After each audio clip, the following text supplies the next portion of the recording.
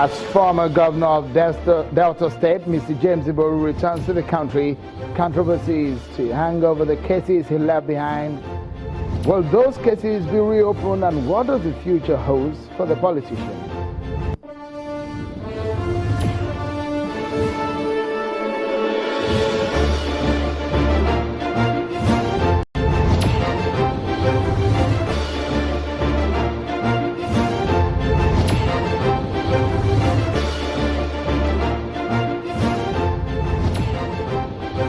And governors badly battered in Ondo State after the crisis in the State House of Assembly has thrown Mimico's 2017 budget presentation in the balance.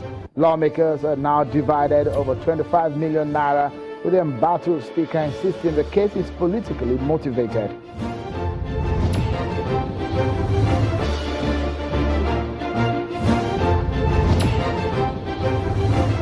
Many thanks for joining in, everyone. This is Politics Today, live on Channels Television. I'm Sean Kimbale. Many thanks for having you join us tonight on the program, because it's going to be a fast-paced one. There's several stories we're following for you. Where should we begin from? Let's begin from the nation's capital in Abuja, where the Senate spokesperson, Senator Shabi Abdullahi, has confirmed that the Senate has received a letter from President Muhammadu Buhari over the extension of his vacation.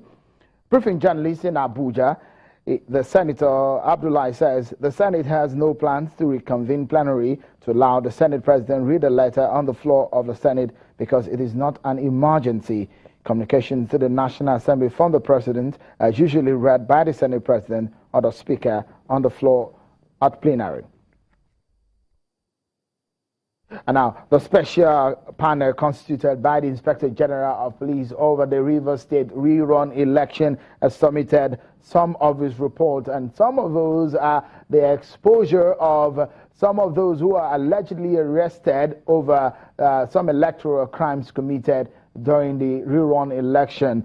About 111 million naira said to have been recovered from about 23 INEC officials who are still under investigation. The recovered cash was displayed at a news conference where the panel submitted its report to the Inspector General of Police, Mr. Ibrahim Idris. Receiving the report, the Inspector General vowed to end the culture of political violence perpetrated by politicians. He promised that all those indicted by the panel's report, including 6 dismissed police officers, will be prosecuted to serve as a deterrent to others who see elections as a do-or-die affair.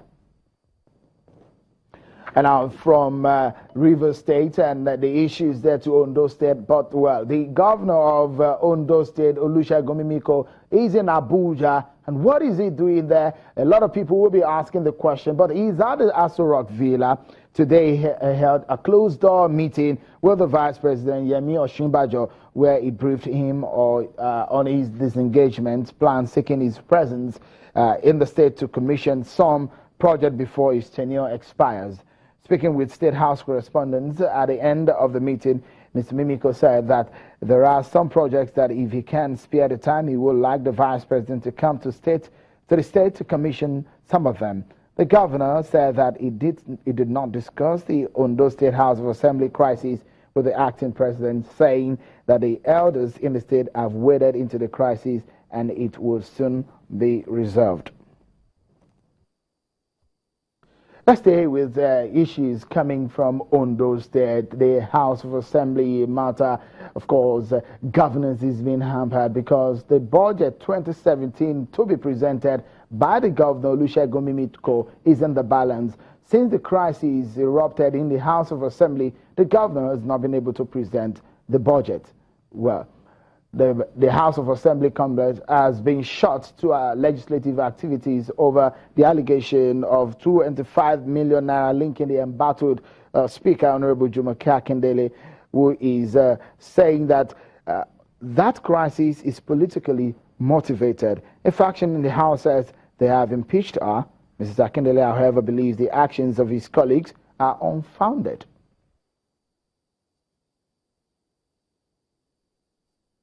All I signed was the schedule, and that's what I signed normally. Checks were signed, funds were picked up, and were taken by the paymaster, who is the lawful custodian of the funds of the house at any point in time, particularly the unspent funds. He took the funds to his office, not my home, not my official quarters, not my private residence. And at no time did I even speak with him one-on-one. I didn't even speak with the clerk about these funds, nothing at all. The reality on ground is this. It's not the first time I have approved funds for one committee or the other. It is not. And it's not the practice for me to bring everything to the parliamentary, except those funds that directly affect the members. It is not the norm.